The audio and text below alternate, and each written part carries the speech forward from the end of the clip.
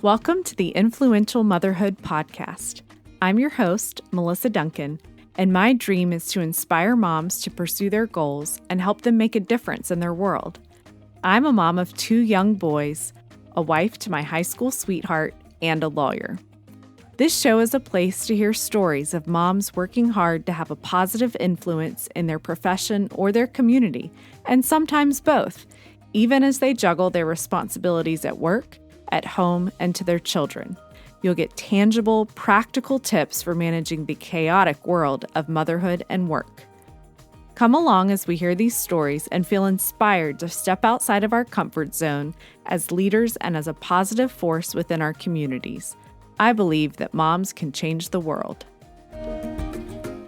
On today's podcast of Influential Motherhood, I am here with Alli Worthington, who I have kind of been in the, I guess you could say, blogosphere, now Instasphere. Is that what we call this? I think so. For years and years. And I'm excited for us to have a chat today about Alli's journey and the things that she's gone through personally and professionally with 5 kids. Do I have that right? 5 boys? Yes, 5 boys. 5 boys. So I'm excited to hear how you have managed to get everybody up and dressed and out the door every day while you're still doing really big things like writing books and hosting a podcast and planning massive conferences for bloggers and entrepreneurs and authors and women who are doing some pretty cool things. So thank you, Alli, for being here today. Well, thank you. I'm thrilled to join you. This is great. Yeah, this is really fun. So I want to start out by, we'll get to your story in just a second for those who might not already be familiar with you. But I am curious, with all that you have going on, I can just imagine kind of day to day and what your week might look like. What gets you up in the morning? So your alarm goes off. If you're an alarm person, Alli opens her eyes, and how do you get yourself from head on the nice soft pillow to feet on the floor? Well, I would love to say there's something glorious and wonderful, and I'm like, I focus on my why, and it drives me. But it's none of that. I mean, I open my eyes every morning because I hear my iPhone go off, and I'm like, oh, that happened early. Yeah, too early, right? Just in the past few months, I'm training myself to be more of a morning person. So I'm just going to brag on myself. 3 days a week, I'm getting up at 5 and going to the gym and making it back before the kids get ready. But here's the thing. My youngest kid is 10. So at this point, everybody can get themselves ready for school. Yeah. I feel like I've made the mom lottery, you know? Yes, you have. But I guess the question of what drives me is just like, oh, everyone needs me all the time. So I can't.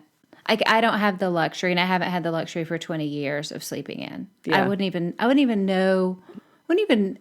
fathom it.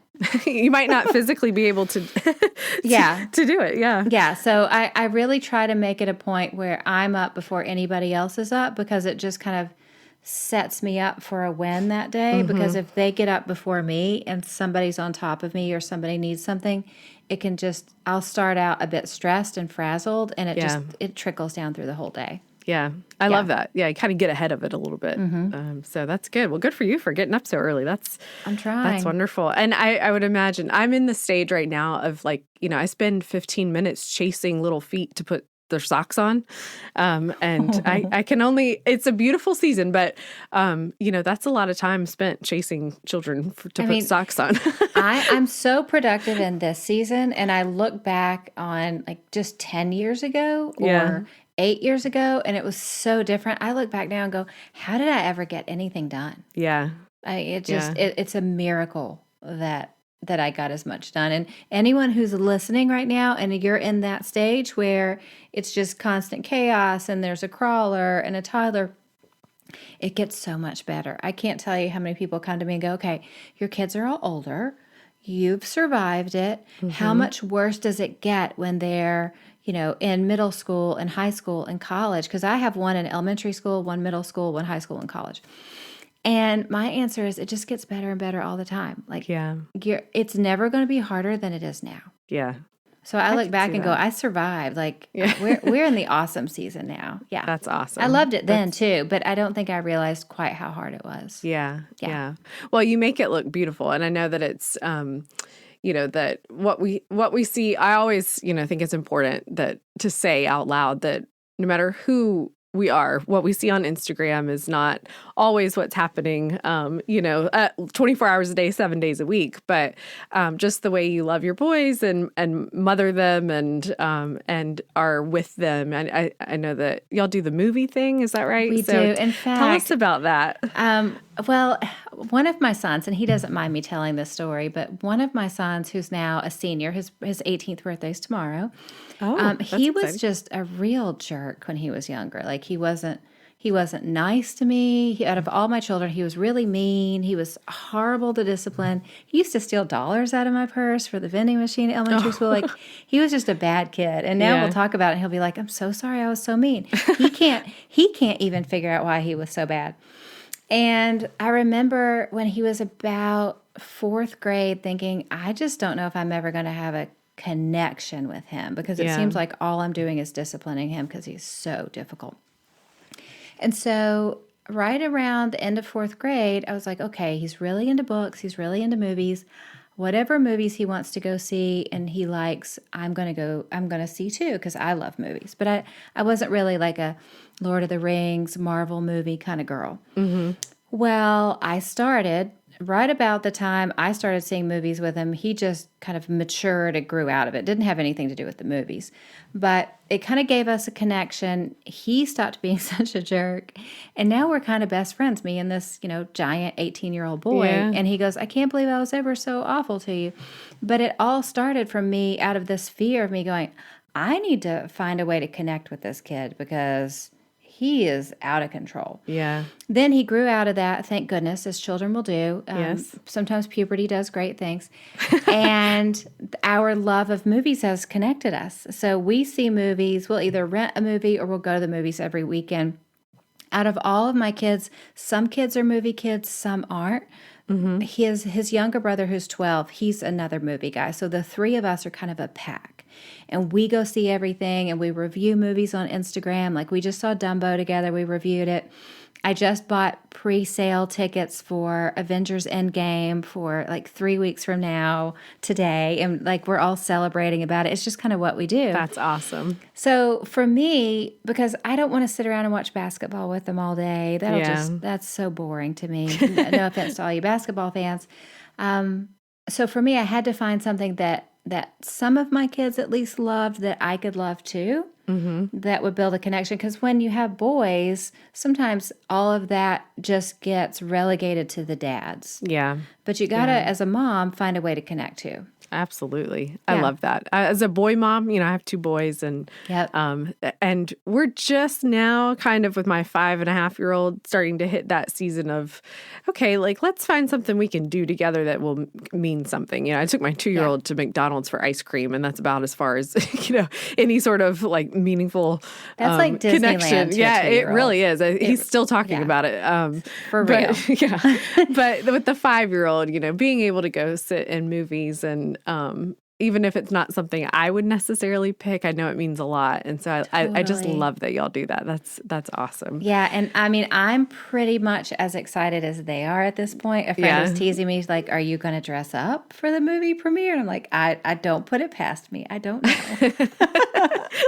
I love that. That's awesome. So take us back and tell us, just kind of give us the summary of your professional career, because where we're going to end is this current season that you're in. And I think I kind of referenced this, but you are an entrepreneur, you're an author, you're a podcaster, you founded Blissdom back several years ago, and it's coming back this year. So that's where we are now. But how did you get here? And tell us a little bit about the beginning of your professional career so that we can then see what that looked like along the way. Oh, it's such a crazy story. So it was about 13 years ago. I was a stay-home mom. Now, mind you, when I was engaged to my husband, I remember telling him, all I want's 5 kids. I want to be a stay-home mom. That's what I want from life. And he said, that's fine. Just make sure you have interest too, so you don't lose yourself in parenting. Because, he had seen his mom go through that. And I said, okay, I'll have interest. That's fine, but this is what I want to do. And so that went on for about 12 years, happy. Everything was great. 13 years ago, I was walking in a bookstore and it just hit me. I need to write a book. I'm looking at all these books on the shelf, but I didn't know what I wanted to say. I mean, I had zero idea. So I went home to my dial-up internet and Googled, how do you get a book deal? And the answer that Google gave me the first time was, if you're not famous or infamous or well-connected, it's not going to happen. So bummer. Kept searching Google for more answers because I wasn't any of those things. And the answer that came up was, if you start a blog and grow an audience, you can prove to a publisher that you have something to say that people care about. So I Googled, what's a blog? And immediately started a blog, fell in love with it. I kind of put the idea of a book on the shelf, but just fell in love with the blog as a creative outlet for me as a stay-home mom. Right. Because my husband did turnaround jobs for hospitals and hospital laboratories. We moved every 2 or 3 years. So each of my 5 boys was either born in a different city or a different state. Wow. So it was really a lonely season in my life. Yeah. You make friends, but then you have to leave them. And so I fell in love with this ability to learn anything I could learn on the internet and make friends and talk to other women who were, if there were podcasts around back then, it would have been amazing. Yeah. It would have been great. And did that for a couple of years. And then right as the housing market crashed and we went into the recession, my husband lost his job. We had a big, massive house, tons of debt, living above our means. And we ended up losing everything. Lost our home to foreclosure, had to file bankruptcy, had to move in with my grandfather. And I spent the summer with my grandfather didn't have cell coverage or Wi-Fi or anything at his house. So my husband and I would leave every day and go to McDonald's Playland, and he would, schedule job interviews and go travel to different places for interviews. And I would Google every day how to start a business online because I thought no matter what happens in the future, I need to be able to help the family. Yeah. And a great job came back in the Nashville area, which is where we wanted to be. And I just doubled down on internet business and started a conference called Blissdom, all about blogging, with a friend that I met on Twitter back when Twitter was much younger and it wasn't full of crazy people. And we had our first blogging conference of just 75 people. Everyone came for free. I had literally never been to a conference before. I Googled how to set up a conference. Oh, wow. And so, and the people who showed up was like Tish Oxenreider, if you know who she is, from Art of Simple, and Mike Willen from The Nester, and Emily Freeman, and all these people who through the years kind of blew up, but we were all in this kind of community together of women going, okay, let's see what this blog thing is about. Mm-hmm. And that blossomed into books and writing and consulting and business coaching and now the podcast. And I'm just having a blast, just kind of seeing what doors are open and walking through them because, as I mentioned before, the internet really gives women this ability to learn anything we want to learn, try anything we want to try, low risk, low cost. And it's just an exciting time to be a woman. We have freedom and opportunity that our mother's generation didn't have and that our grandmother's generation couldn't even imagine.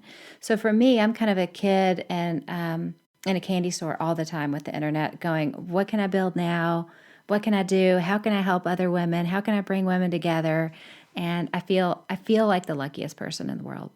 Well, you've done a great job. And I love hearing that, you planning a conference, it didn't start out as the Blissdom that I attended in 2013 at the Gaylord in Dallas, and it didn't start out that way. It was in a seedy, closed down bar in a hotel next to the Nashville airport. And now anybody who's listening, if you ever fly in and out of Nashville, there's a hotel next to it called the Hotel Preston. Mm-hmm. Hotel Preston has just this like restaurant bar in there, and they let us have They let us have that bar area for the That day. is Like, so funny. it was super ghetto. But And for the you got to record, start somewhere. yeah.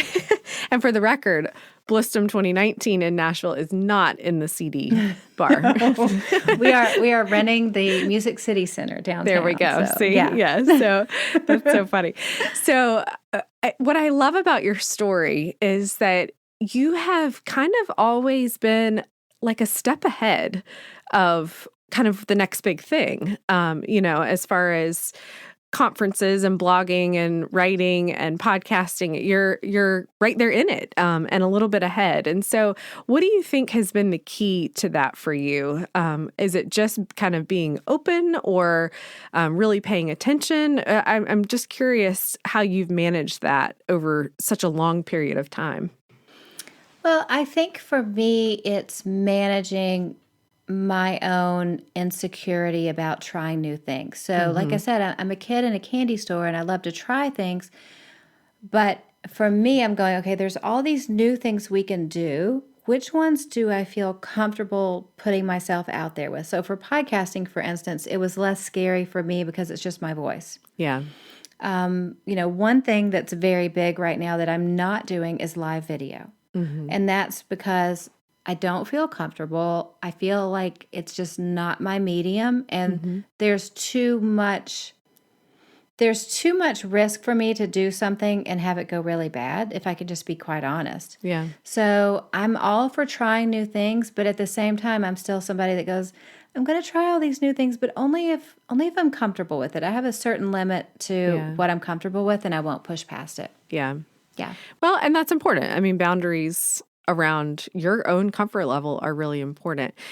When you are thinking about your own boundaries, are those boundaries that you feel just kind of as an intuition type of response, or is that something that you have kind of laid out, or you talk through with a friend or your husband? Kind of what does that look like for you as far as setting those boundaries? That's a great question. I think it's a combination. I mean, there's some big boundaries that I have with my family. So even though, the kids and I will do movie reviews on social media, my kids are very rarely highlighted or show up on Instagram at all, because I'm a big believer that my children's images, my children's stories belong to them. And if they want to tell their stories and they want to put themselves out there, either I'm going to get their permission to do it, or they're going to do it when they're old enough. Yeah. I'm really, really serious about privacy. And I think that is from my husband. And I think it's just, I'm finally catching up with it. Whereas at the beginning, he was like, hey, don't put us all over the internet. You need to, we don't know. And he was so cute. Like, we don't know where this blogging thing is going to go. No, we don't. You had no idea, right? Yeah. And my husband, when I was writing my first book, I really wanted to tell the story of the bankruptcy and what we went through as a family and breaking busy. And so he said, hey, you're not going to tell all of our private stories, are you? And I said, well, I do. I mean, I really wanted to tell the bankruptcy and homelessness story. And he said, oh, that's fine, but not like private conversations that we have. And I'm like, God, I don't know what's private to you, but that seems pretty That's private. pretty private, yeah. So we really just kind of feel it out. And then in terms of what I feel comfortable with doing in business, a lot of it is what I have time for and how my life operates. And so going back to live video, for instance, I'm not going to be one of those people who's like, every day at 7 a.m., I'm going to do a live TV show. Well, I have a ton of children who need me, and I have a business to run. And there's too many variables, because everybody here who has kids listening knows if one kid gets sick, your whole family's going to go down before you know it. Yep. And it takes a week for everybody. So it's like 6 weeks of sickness. Yeah. We're going through it right now. The 15-year-old is on day 3 of being sick. I'm just coming out of it. We're like, who's going down next? Yep. So I don't want to set up my business in a way that puts more pressure on me than I already have. So if I was going, every day we're going to be on camera live, I don't want to do my hair every day, for one. Right. And I don't know what life is going to look like. So I try to do a lot of things, but I try to make those things work for me. I love that. And I think that, I think people feel the pressure, and you kind of reference this, that whether they've put it on themselves or they're feeling it from their audience, whatever that might look like, to show up in ways that they're not comfortable with, where you don't have to do that. Like, I think that your following, no matter whether you have 25 followers or 25,000 followers, they just want you to show up as you and at whatever level you're comfortable with. They would rather you not do live video if it makes you uncomfortable than Totally show up doing a really uncomfortable live video that that the person doing the video is obviously very uncomfortable with. So totally, or secretly resentful that you have to do it. And here's the thing, like, I already do an hour podcast every week, right? And I don't watch live video. I realize people are obsessed with it, but I think we are both women who have relatively full lives. Everyone listening has a relatively full life. I don't know there's that many women who sit around and watch live video. Yeah. Yeah. So I think sometimes again, we just go with our gut and go, this doesn't work for me. It works for other people. That's great. Yep. Yeah. Well, and I can say when I watch live, Insta stories where people are talking, I can only watch them usually if they've put a little caption kind of summarizing or like with what they're saying. Yeah. Because if they're just talking, I'm usually not in a situation where I can actually listen to, to what they're saying. Totally. So it's like I have to flip through it. So that's so helpful. Hey friends, popping into this fun episode to remind you to take a quick second to subscribe to the show so you never miss an episode. And don't forget, you can also sign up for bonus episodes and content from my monthly newsletter at melissaduncan.com/join. Thanks for listening, and let's get back to the show. So you do have a lot of people who need you and are coming at you at a million different directions. So over the years, and you said you're in a season now that's kind of a sweet spot where people can get dressed on their own, and if they needed to, they can make their own lunch. But glorious. You haven't. They make their own lunch when they hit second grade. Oh, I love that. Yes, I'm getting close. Okay. Yeah, you're almost there. I'm almost there. Starting in kindergarten, you can unload the dishwasher every morning before school. Yep. Starting first grade, you can make your own lunch, but parents check it. Second grade, you're on your own. Oh, love it. Yeah. You're almost there, sister. I'm almost there. I'm getting real close. Okay. So I can wash my hair every day instead of every couple of days. I mean, if you want. Yeah, I know. That's why God made dry shampoo. Yes, I know. I love it. Thank goodness. Thank goodness. So how have you over the years, when you've been able to sustain, so many things on your plate as far as, your professional goals and your professional accomplishments, how have you stayed organized? That's a really great question.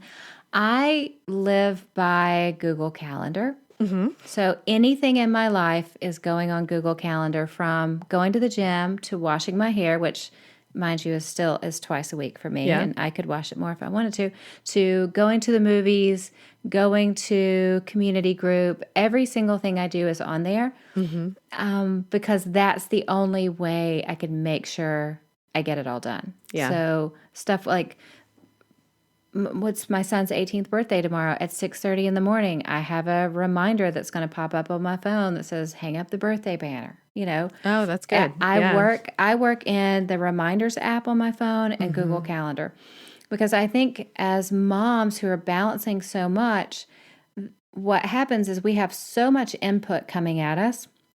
It stresses us out because we feel like we're always dropping the ball. Yeah. So I'll be, driving to school, and I'll remember I have to do something. So I'll pick up my phone and speak into Siri and say, create a reminder for tonight at 8:30 p.m. to, wash so-and-so's uniform. Because I promise you, if I didn't make that reminder to pop up on my phone, I would never remember in a million years. Yeah. So just scheduling everything on Google Calendar, all the way from scheduling an hour once a week to take care of household admin stuff, like bills and things that come in. Between that and the reminders app, I stay really, really organized. But if it weren't for those two things, I think I would be stressed out all the time. Yeah. Yeah, I love that. And I do think, that's a great idea to do those reminders on the go, because I feel like I come up with all my to-do list in the car, but I never am Totally. able to do do anything Yeah. about it. So that's a great tip. I love that. So how have you found time to build community? Because I think that's something that you're really good at and has helped you, obviously, not only, personally, but it has, I think, helped you in your professional world, that you're able to bring people together. But that probably also required you throughout your, professional growth and achievements over the last 10 years to have that smaller community of people who you were kind of working with and getting to know and supporting each other. I think that for a lot of women, it's hard to do it all. Obviously, it's hard to do it all, but it's hard for women to think, well, I have my marriage and my kids and my job and my, church. And then I also need to find time to spend with friends or community. And so I think that I would love for women to hear from you how you've managed to do that over the years. Yeah, to be honest, I don't know that I'm all that great at it in my personal life. So the vast majority of my time is spent with my husband and my kids and working. And then once a week, I'm in community group with other women. So that's that, in town community time. Yeah. But in terms of grabbing coffee with people and going out to have lunch or have dinners, I really don't. Because if it's not work time, it's family time. And so I've even said to people, like, this is my season where I'm slacking on the friendships. Like, if I were my friend, I'd be annoyed with me. Just because, like, you can't balance a great family at home and a great career and great friendships and everything all the time. Something has to give for a season. And right now I'm in a season where friendships are giving. But as an entrepreneur, one thing that I do that works out really well is there's some people that I just love. So I'm always going to do work projects with them because not only can we work together, we get to be together. Yeah. And so, like, I have a friend, we do a coaching group together twice a year. I have another friend, we are working on an event that we haven't even announced yet for next year. That could be a fun event. Barbara, my co-founder of Blissdom, one of the great things about Blissdom is I'm like Oprah, like, you get a car and you get a car. We get to give away great things, but I literally get to bring everybody that I love from the internet together in one space, and we just have a big party. And so for me, what I do is I go, okay, there's just certain people that I love, and this person may live in another country, person lives in another state. I'm going to figure out a way business-wise to make sure that we stay in community together and we do a project together. Yeah. Which is definitely that's the most 2019 entrepreneurial statement ever, but that's the life I'm living.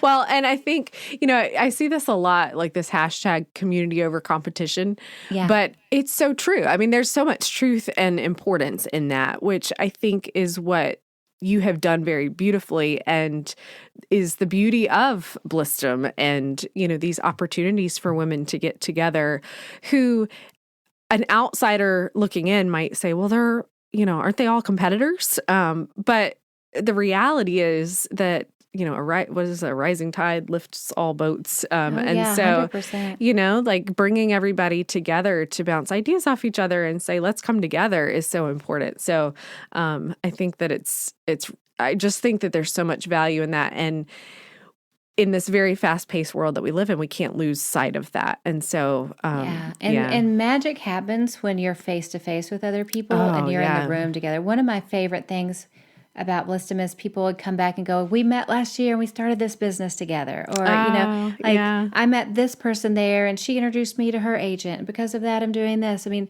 there's so much magic that happens when you're in the room with other women that I feel like it's just the opening of a Pandora's box of awesome, but you got to get there. It's one reason why we don't sell the sessions online, because the sessions are great. The sessions help women in all of these different areas, but the real key, the real power, it's those women in the room. Yeah. Oh, it absolutely is. It absolutely is.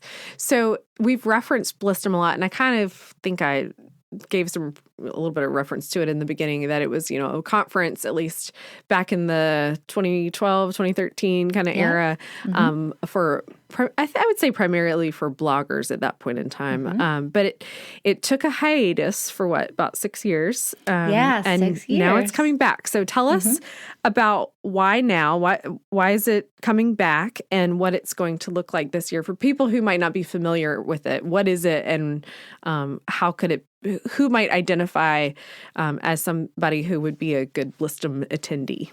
That's a great question. Well, it is a conference for women who want to take their business and their lives to the next level. It started out, like you said, for bloggers, because blogging was the main driver of everyone back then.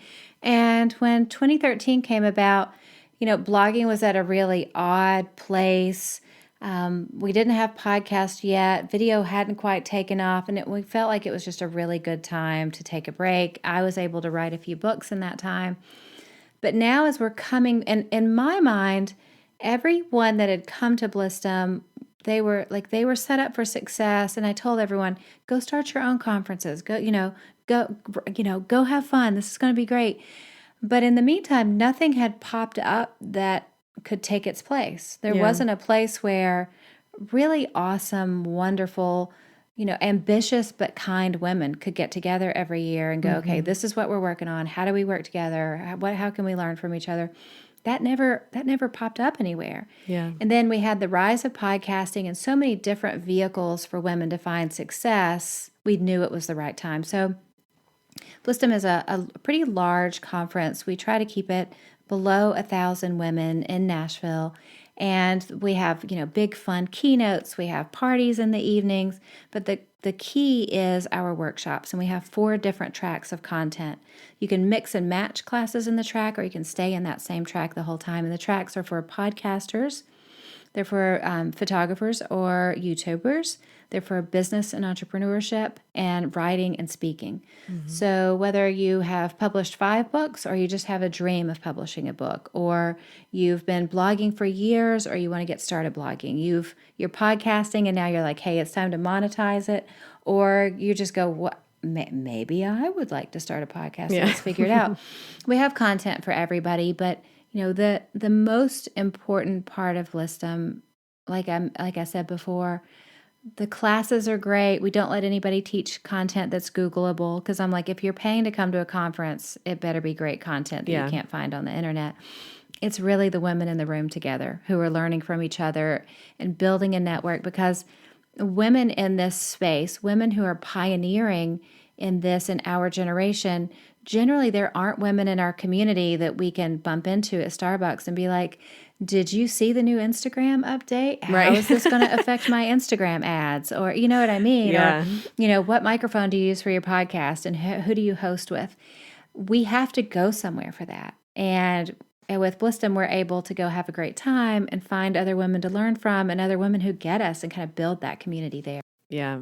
Well, it's great, and it's such a fond, fun memory for me in 2013, and I'm planning to attend in 2019 in Nashville. I already bought my alumni ticket, so I love it. I will be there, and I just think that the timing is beautiful. I remember I'm in the alumni Facebook group, and when there were some changes being made to the title of the group, and people being made admins, and everybody got all kinds of excited about what does this mean? Is there something happening? So I encourage listeners to look into it and see if this is something that, for whatever venture you might be thinking about doing, that this might be the right place to go, and not, like you said, not only learn but also connect, because those connections are so important, and just can really be the thing that might spark the next big idea that that you might have with somebody, and you never would have expected that. So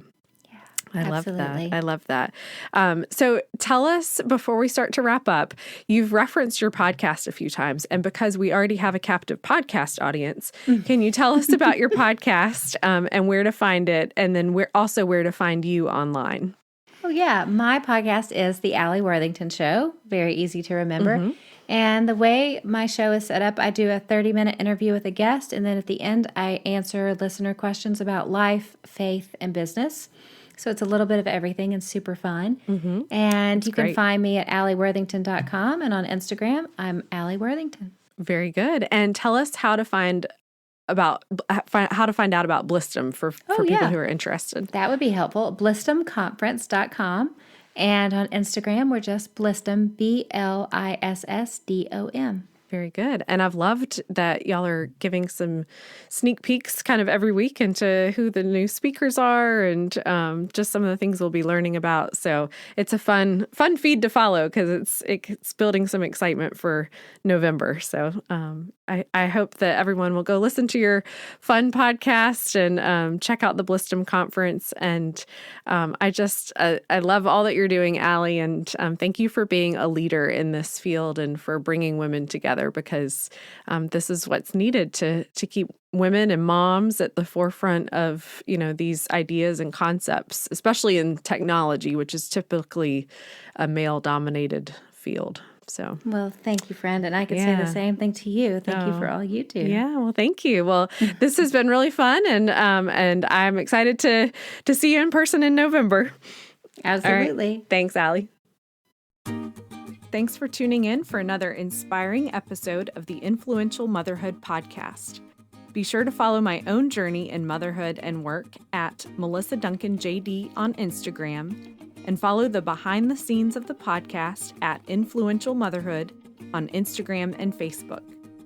If you're enjoying the Influential Motherhood podcast, please take a second to leave a rating or review in iTunes. It is how you can help other moms find the show so they can be inspired by these stories. See you next week.